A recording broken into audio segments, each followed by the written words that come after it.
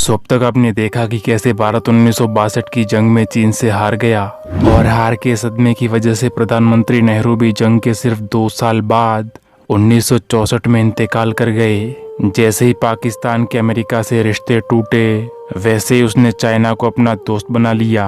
अब अमेरिका पाकिस्तान के खिलाफ एक खुफिया चाल चल रहा था, लेकिन क्या माओ ज़ेतुंग के नए चीन में सिर्फ चावल चुराने पर भूखे लोगों को मारा गया। टीचर्स और दानश्वर लोग चीन के चौकों चौराहों पर बेइज्जत किए गए। चीन के 5 करोड़ से ज्यादा इंसान भूख, बीमारी और जुल्म तकलीफ का शिकार होकर अपनी जान गंवा बैठे। इसके अलावा एक और खास और अजीब बात ये कि पाकिस्तान के आम यानी मैंगोस की तौहीन करने पर चीन में लोगों को फांसी तक दी गई। क्या माओ ज़ेतुंग वाकई इतने जालिम इंसान थे, या ये सब उनको बदनाम करने का प्रोपेगेंडा है? यही सब आज आपको दिखाएंगे 7वें एपिसोड में। चीन में आज़ादी के इनकलाब के बाद सरकार ने 2 ऐसे बड़े लेकिन बहुत ही विवादित कदम उठाए जिन्होंने चीन का तारीख और इतिहास हमेशा के लिए बदल के रख दिया। इनमें से पहला कदम तो था ग्रेट लीप फॉरवर्ड और दूसरा कदम था दुनिया भर में मशहूर कल्चर रिवॉल्यूशन यानी चीन का सांस्कृतिक आंदोलन। लेकिन चीन में इन दोनों इकदामात से पहले एक छोटा सा लेकिन अजीबोगरीब काम भी किया गया। वो ऐसा तो कौन सा काम था जिसे सुनकर आप अपनी हंसी नहीं रोक पाएंगे? जी हाँ, दरअसल चीन के नए प्रधानमंत्री माओ ने पूरे चीन को यह हुक्म दिया कि पूरे चीन से चूहों, चिड़ियों, मक्खियों और मच्छरों का पूरी तरह से खात्मा कर दिया जाए, यानी इन्हें जहाँ पर पाए वहीं मार दिया जाए। है ना अजीब बात? लेकिन इसके पीछे की वजह भी दिलचस्प है। दरअसल माओ के ऐसा हुक्म देने की वजह ये थी, मकसद ये था कि एक तो चीन से बीमारियों का खात्मा हो जाएगा और दूसरा ये कि चूहों, चिड़ियों और परिंदों से खेतों की फसलों को नुकसान भी नहीं पहुंचेगा। चीन के अंदर ये मुहिम साल 1958 में शुरू हुई थी और कुछ महीनों के अंदर ही चीनियों ने वजन के हिसाब से टनों के टन चूहों, चिड़ियों, परिंदों, मक्खी और मच्छरों को मार डाला। यहाँ तक कि इन सारे जानवरों का चीन से सफाया कर दिया गया, इनका नामो निशान मिटा दिया गया। चीनी कौम ने जानवरों और कीड़ों मकोड़ों का सफाया तो तेजी से कर लिया, लेकिन अब उनके सामने एक और बड़ी चुनौतियाँ खड़ी थी।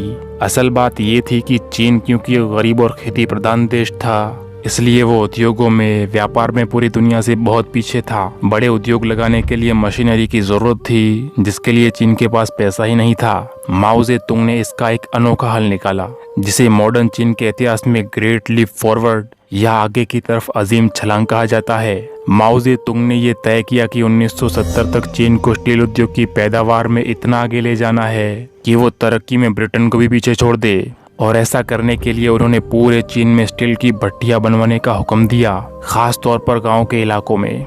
माओ ने यह हुक्म जारी किया कि कोई भी चीनी शख्स, चाहे वो किसान हो, दुकानदार हो या फिर कोई सरकारी मुलाजिम ही क्यों न हो, वो अपने काम से फारिग होकर यानी उसे अपना काम पूरा करने के बाद इन स्टील की भट्टियों में काम करना ही होगा।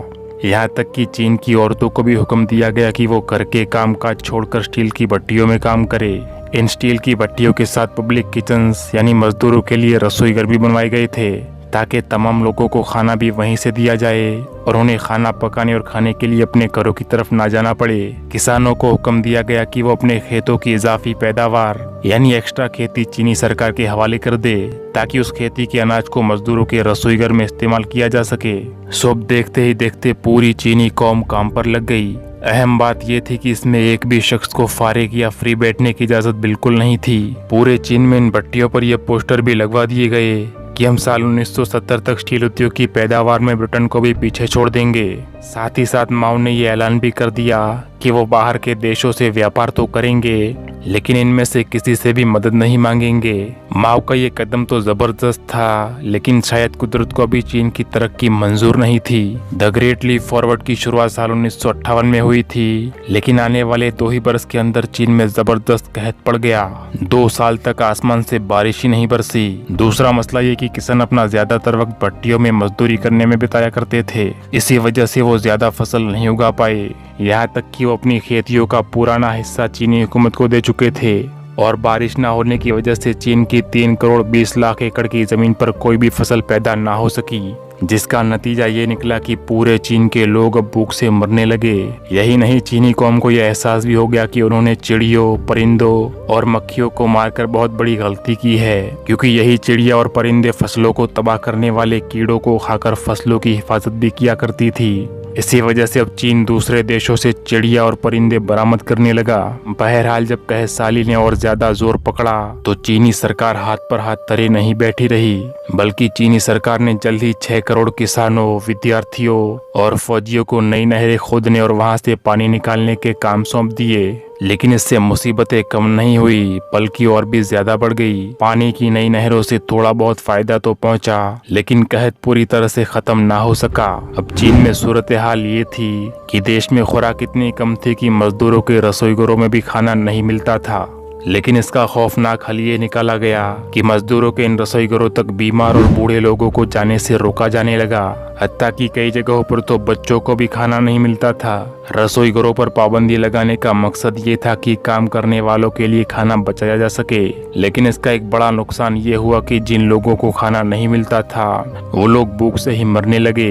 इसी वजह से जब बहुत से लोगों ने मजदूरों के रसोई घरों से खाना चुराना भी शुरू किया तो उन्हें कड़ी सजाएं दी जाने लगी। हांगकांग के इतिहासकार फ्रैंक डिकोटर, जिन्हें चीन के इतिहास का बहुत ज्यादा ज्ञान था, उन्होंने चीन के ग्रेट लीप फॉरवर्ड पर बहुत रिसर्च की है। उनका कहना यह है कि चीन में खाना चुराने वालों के हाथ पांव बांधकर उन्हें पानी में डुबो दिया जाता था। बहुत से माँ बाप को अपने ही बच्चों को जिंदा दफन करने पर मजबूर किया गया। इन पर कूड़ा, कचरा और गंदगी फेंकी गई या इन्हें मारा पीटा गया। इतिहासकार फ्रैंक डिकोटर के ये सारे इल्जाम सच भी हो सकते हैं और प्रोपेगेंडा भी, लेकिन जाहिर है कि जहाँ पर कहसाली पड़ती है वहाँ पर हालात ऐसे ही हो जाते हैं। इन हालात के लिए किसी एक शख्सियत या पार्टी या किसी देश को जिम्मेदार हरगिज नहीं ठहराया जा सकता। ये भी अब तक साफ नहीं हो पाया कि चीनियों पर ये सारे जुल्म माओ के हुक्म पर किए गए थे या वहाँ के ओहदेदार कहत की वजह से अपने आप ही सख्त मिजाज हो गए थे। वजह चाहे जो भी हो, कहत और जुल्म ने चीन के 4.5 करोड़ चीनियों की जान ले ली। लेकिन मगरिबी यानी यूरोपीय देशों में आज भी माओ तुंग को ही इन हलाकतों और तबाहियों का जिम्मेदार समझा जाता है। अब माओ को भी जल्द ही ये अंदाजा हो गया था कि किसानों से भट्टियों, फैक्ट्रियों में काम करवाना ये दुरुस्त फैसला हरगिज नहीं था। द ग्रेट लीप फॉरवर्ड का प्लान जो पूरी नेकनियती से शुरू किया गया था वो साल 1962 में खत्म कर दिया गया। जाहिर है कुदरत के बनाए निजामों से छेड़छाड़ करोगे तो अंजाम यही होना है। अब चीन में किसान फैक्ट्रियां छोड़कर खेती बाड़ी की तरफ वापस लौट गए, लेकिन तब तक माओ की सरकार को चीन में बहुत नापसंद किया जाने लगा था। यूरोपीय माहिरीन तो यहाँ तक कहते हैं कि अगर चीन और भारत में जंग ना होती तो शायद माओ के लिए अपनी सरकार चलाना ही मुश्किल हो जाता।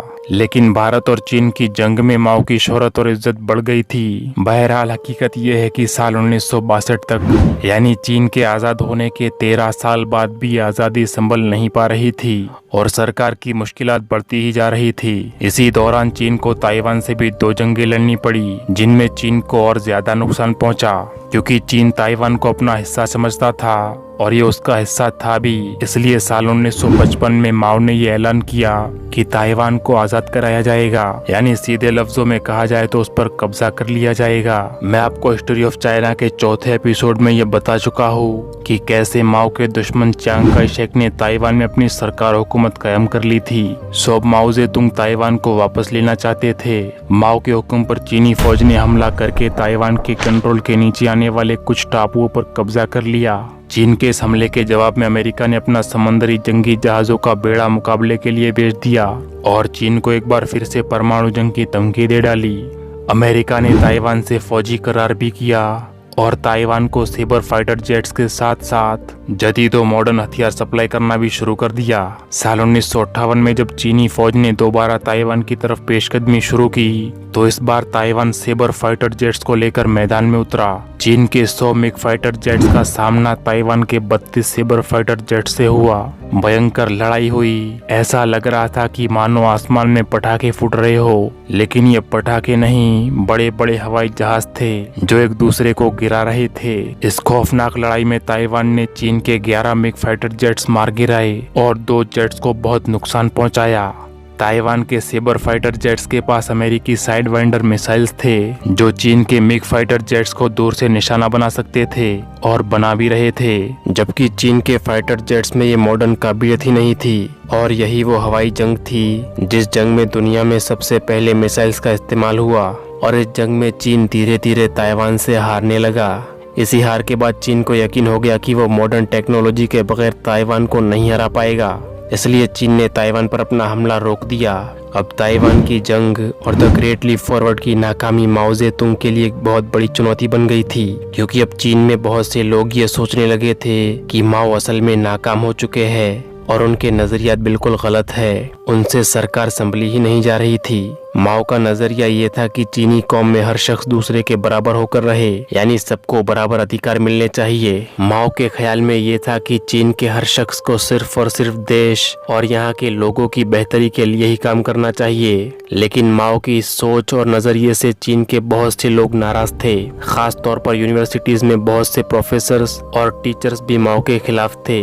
इन लोगों का मानना था कि समाज में लोग अलग अलग होते हैं और इनका समाजी रुतबा भी अलग अलग ही होना चाहिए। ये सारे लोग मालो दौलत जमा करने और बैंक बैलेंस बढ़ाने के हक में थे। दूसरी तरफ चीन के बहुत से किसान ऐसे थे जो अपनी उगाई फसलों से खुद ही फायदा उठाना चाहते थे और अपनी फसल को, अनाज को सरकार के हवाले करने पर तैयार नहीं थे। माओ की अपनी पार्टी में बगावत हो चुकी थी। द ग्रेट लीप फॉरवर्ड की नाकामी के बाद माओ के इख्तियारात या कंट्रोल भी कम हो गए थे। इसी दौरान चीन में एक थिएटर ड्रामा या नाटक हर जगह पेश किया गया। इस नाटक में ये दिखाया गया था कि कैसे बादशाहत के दौर में एक अफसर को हुकूमत या सरकार पर तंज करने की वजह से नौकरी से निकाल दिया गया था। माओ ने ये नाटक देखा तो उन्हें लगा कि नाटक बनाने वालों ने बातों ही बातों में उन पर तनकीद कर दी है, तंज कर दिया है, यानी ये नाटक चीन के प्रधानमंत्री माओ जेतुंग पर ही बनाया गया था। सो इसी वजह से माओ ने ये फैसला किया कि पार्टी से बागियों का भी सफाया किया जाएगा और चीन के वो लोग जो मालो दौलत जमा कर रहे हैं या माओ की सोच के खिलाफ है, उन्हें भी सजा दी जाएगी। इस मौके पर रेड गार्ड्स माओ के बहुत काम आए।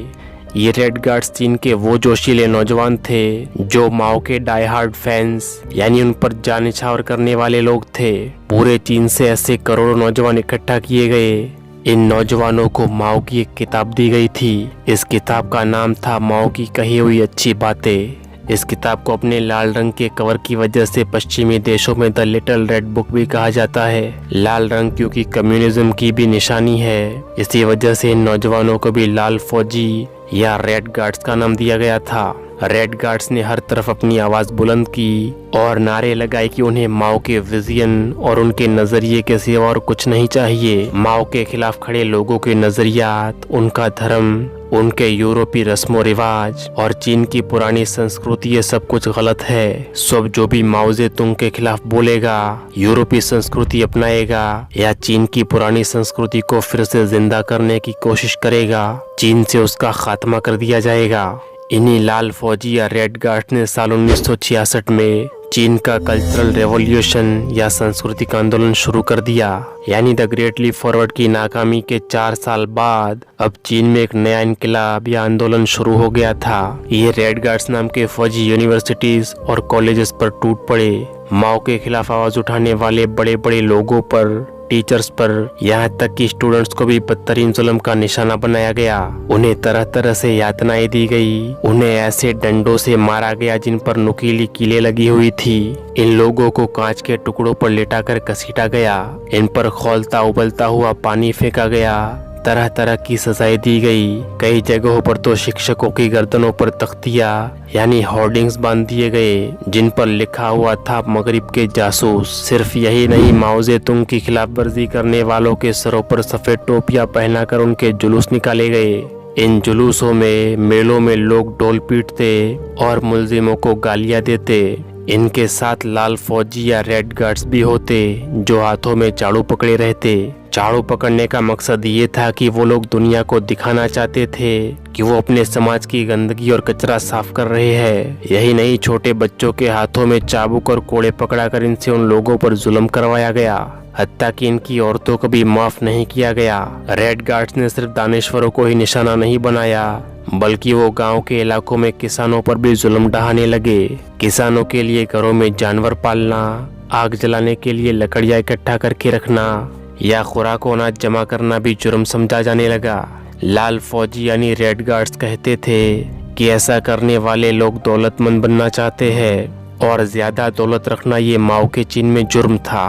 पूजा पाठ करने के स्थल, ऐतिहासिक जगहें, यहाँ तक कि पुरानी पेंटिंग्स कुछ भी महफूज नहीं रहा। यूरोप से खरीदी गई चीजों को भी तबाह किया गया।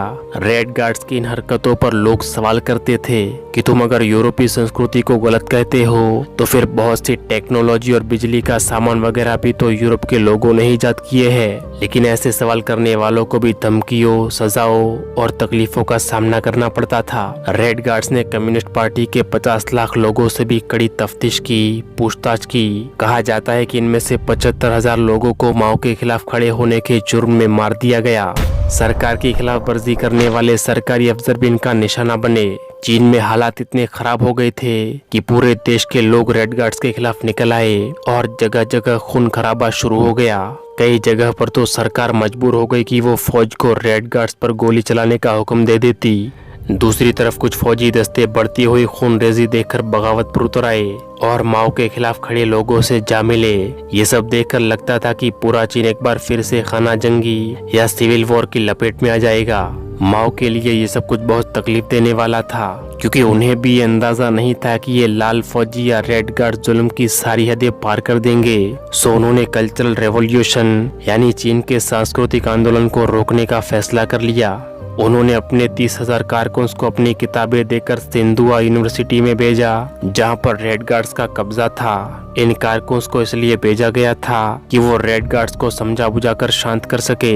लेकिन ये रेड गार्ड्स तो अब माओ के कंट्रोल से भी निकल चुके थे। रेड गार्ड्स ने सुलह समझौते के लिए आए कारकुनों पर भी हमला करके 5 कारकुन्स को कत्ल कर दिया और तकरीबन 700 को जख्मी कर दिया। आखिर रेड गार्ड्स ने ऐसा क्यों किया? इतिहास ऐसी मिसालों से भरा पड़ा है। जब कोई लीडर अपने सोच और फायदों के लिए नौजवानों को मजबूर और जज्बाती तो कर देता है, लेकिन फिर इन नौजवानों को शांत करके वापस सीधे रास्ते पर या अपने तरफ लाना नामुमकिन हो जाता है और वो आंदोलन, वो इनकलाब उन लीडरों के अपने ही खिलाफ उठ खड़ा होता है, जिसे अक्सर कहा जाता है कि इनकलाब अपने ही बच्चों को खा जाता है। रेड गार्ड्स भी जोश में हद से आगे बढ़ चुके थे, बल्कि रेड गार्ड्स के अंदर तो कई ग्रुप बन चुके थे जो माओ जेतुंग के खिलाफ भी नारे लगाते थे।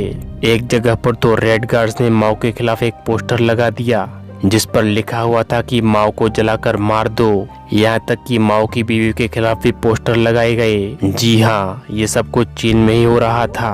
कहा जाता है कि चीन के सांस्कृतिक आंदोलन के दौरान 80 लाख के करीब लोग मारे गए थे, यानी कुल मिलाकर ग्रेट लीप फॉरवर्ड और चीनी सांस्कृतिक आंदोलन ने 5 करोड़ से ज्यादा चीनियों की जानें ले ली और जाहिर है इसका ठीकरा फोड़ा गया माओ के सर पर। हालात यहाँ तक बिगड़ चुके थे कि करीब था कि चीन में अंदरूनी जंग या सिविल वॉर शुरू हो जाता, लेकिन यहीं पर पाकिस्तान ने कुछ ऐसा किया कि चीन का हाहाकार थम सा गया। दरअसल चीन की इंटरनेशनल असेंबली ने अपनी तरफ से माओ के लिए आमों का यानी मैंगोस का तोहफा चीन भेज दिया, जिस तोहफे ने चीन की अंदरूनी जंग को होने से टाल दिया। दरअसल हुआ कुछ यूं कि माओ जेतुंग ने पाकिस्तान के आम या मैंगोस अपने कारकुनों और मजदूरों में बांट दिए। जब इन मजदूरों को आम तोहफे में मिले तो एक कोहराम समझ गया।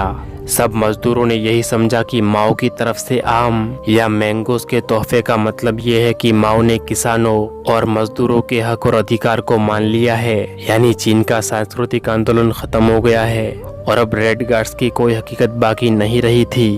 पाकिस्तानी आमों के तोहफे चीन में कई जगहों पर भेजे गए। बहुत सी जगहों पर तो लोगों ने आमों को मुकद्दस और पवित्र समझते हुए रैलियां निकाली। आप शायद इस बात पर यकीन ना करें, लेकिन चीनी लोग पाकिस्तान के इन आमों के सामने श्रद्धा के साथ झुक गए, जिसके बाद चीन में यह ऐलान कर दिया गया कि कोई भी शख्स इन आमों की, मैंगोस की तौहीन नहीं करेगा। इसी दौरान एक बहुत ही अफसोसनाक घटना ये घटी कि चीन के एक शख्स ने पाकिस्तानी आम की तौहीन की, बेइज्जती की, जिसके बाद उस चीनी शख्स को फांसी दे दी गई। इस शख्स का जुर्म सिर्फ इतना था कि उसने पाकिस्तान के आम की तुलना शकरकंदी या स्वीट पोटैटो से कर दी थी, जिसे जुर्म समझकर उसे फांसी के तख्ते पर लटका दिया गया। बहरहाल पाकिस्तान के आमों ने चीन की अंदरूनी जंग के भड़कते हुए शोलों पर ठंडा पानी उड़ेल दिया। उधर चीनी प्रधानमंत्री ने भी चीन की जनता का मूड देखते हुए ज्यादातर रेड गार्ड्स यानी लाल फौजियों को शहरों से निकालकर दूर दराज के गाँव के इलाकों की तरफ भेज दिया। जो रेड गार्ड्स माओ के खिलाफ हो गए थे उन्हें भी आसानी से कंट्रोल में कर लिया गया।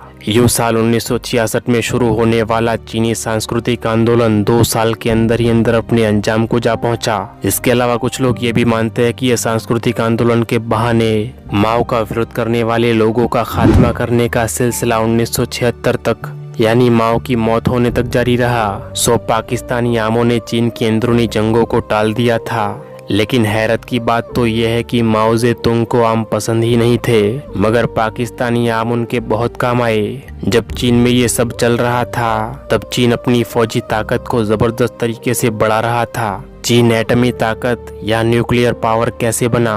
पाकिस्तान का इतना अच्छा दोस्त होने के बावजूद चीन 1971 की भारत पाकिस्तान की जंग में पाकिस्तान की मदद क्यों न कर सका?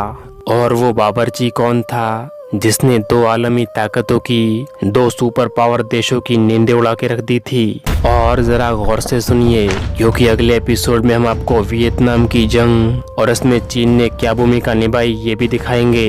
पिछले एपिसोड में मैंने आपको कहा था कि अमेरिका की चीन के खिलाफ खुफिया मंसूबाबंदी और प्लानिंग के बारे में आपको बताऊंगा, लेकिन वो इस एपिसोड में मुमकिन नहीं हो सका। ये अधूरी कहानी मैं आपको अगले एपिसोड में जरूर बताऊंगा। मिलते हैं अगले एपिसोड में, तब तक के लिए अल्लाह की अमान में रहे। अस्सलाम वालेकुम।